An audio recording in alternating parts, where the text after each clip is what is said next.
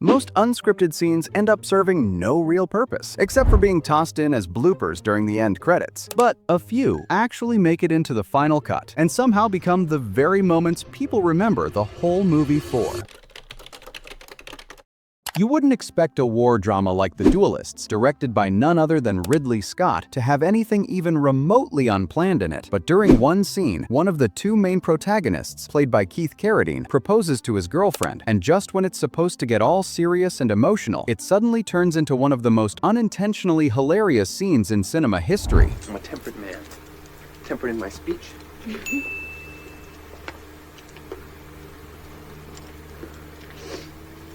I love you.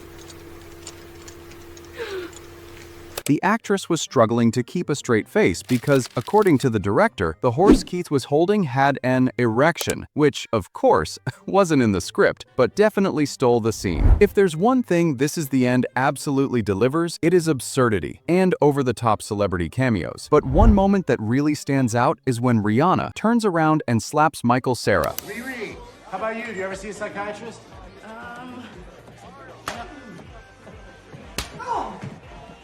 That's not cool. Don't touch my phone. Michael, that's not cool, man. Fuck up, Jason. We're playing a game, man. In the script, Michael Cera slaps Rihanna's ass, and she doesn't hit him back in the script, but he asked her, "Can I slap your ass for real?" And she said, "You can slap my ass for real if I could slap you back in the face for real." And he was like, "Okay."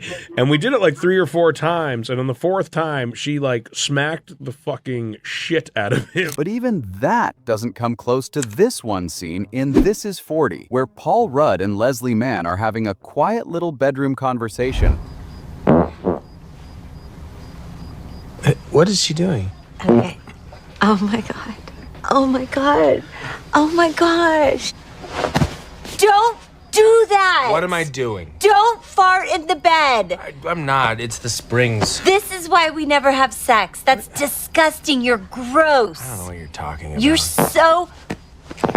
God. What makes it even funnier is that the guy behind the camera was Leslie Mann's real-life husband, and instead of calling for a reset, he just let it play out because it felt so real and awkward. In A Knight's Tale, there's a scene where Chaucer finishes this big, dramatic speech, and obviously the crowd's supposed to go wild, but instead there's just awkward silence. We walk in the garden of his turbulence. Most of the extras were from the Czech Republic and didn't speak English, so they had no idea when to cheer. Luckily, thanks to Mark Addy's quick thinking, some improvised shouting saved the moment.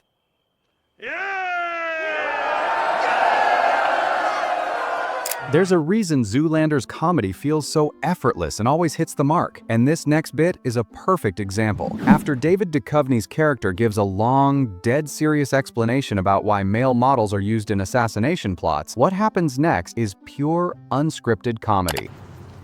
But why male models? You serious? I just told you that a moment ago.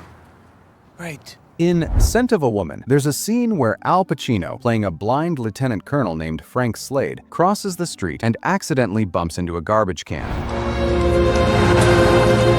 Colonel! Shit, right? That wasn't in the script, but because Pacino refused to focus his eyes during filming to stay fully in character, the stumble looked so real they decided to leave it in. And while that moment was totally unplanned, what he did earlier in Scarface might just be one of the most random things he ever did on camera. In one scene, as Elvira looks away, Pacino casually puts on a hat and says something so random it makes Michelle Pfeiffer break character with a genuine laugh. Would you kiss me if I wear the hat? No. Playtime is over, okay? Okay. In The Lord of the Rings: The Two Towers, Aragorn was told to show frustration after finding what looked like the burned remains of the 2 hobbits they'd been tracking. So, to show how deeply it hit him, he did this.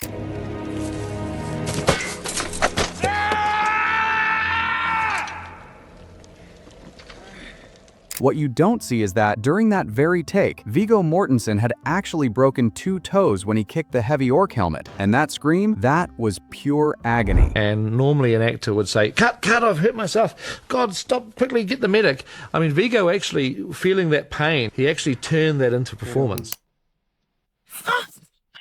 There's nothing. What? No, I didn't do anything. What the hell are you doing? Honey, I didn't do anything. Harry, you're grabbing my No, pants. it was a spider. It's right before the spider scene. Robert looked at me right before we walked in, and he was like, okay, we're gonna improv this. And I was like, what? He's like, we're gonna improv this scene. And I was like, I had no idea what he was talking about. I was like, what are you talking about? We're gonna improv this scene. He was like, it means we're not gonna say the words on the page. But maybe the most memorable unscripted move Robert Downey Jr. ever pulled off was in Spider-Man: Homecoming. There's this quick scene in the car where Peter Parker thinks Tony's going in for a hug, but Robert was actually just reaching over to open the door for him. No, I mean, we'll call you. Like, someone will call you. Oh, All right? from your team. Okay. That's not a hug. I'm just grabbing the door for you. We're not there yet. Bye. Jim Carrey in Ace Ventura rarely stuck to the script, but in one hospital scene, things go completely off the rails. As he walks down the hallway with Courtney Cox and the doctor, both of them can barely stay in character, while Jim does exactly what he does best.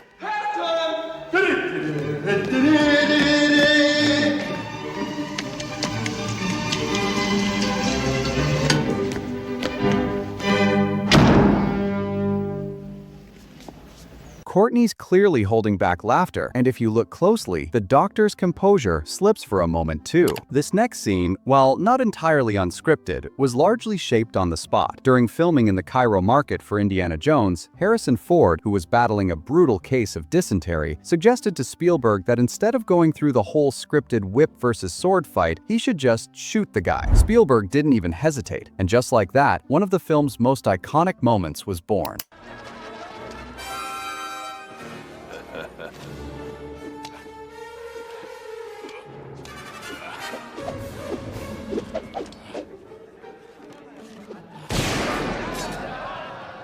In the 1989 romantic comedy classic When Harry Met Sally, there's a scene where Harry suddenly starts talking in a goofy voice about pecan pie. And yep, that was completely improvised. But I would be proud to partake of your pecan pie. Oh, no. But I would be proud But I would be proud to partake to partake of your pecan pie. of your pecan pie. Pecan pie. Pecan pie. Pecan pie. Pecan pie. Finally, we've got one of the wildest stories from Django Unchained. During that intense dinner table scene, Leonardo DiCaprio actually sliced his hand open for real, but instead of stopping, he kept going like nothing happened. Hey! Lay your palms flat on that tabletop. If you lift those palms off that turtle shell tabletop, Mr. Pooch is gonna let loose with both barrels that sawed off. You know, these boys' hips here. A lot of people think the blood he wipes on Kerry Washington's face was real too, but she later cleared that up. It was fake blood added in later. Still, it's a perfect example of how some of the most powerful moments in movies aren't always part of the plan. Alright, that's it for now. Thanks for sticking around, stay safe, and I'll catch you in the next one.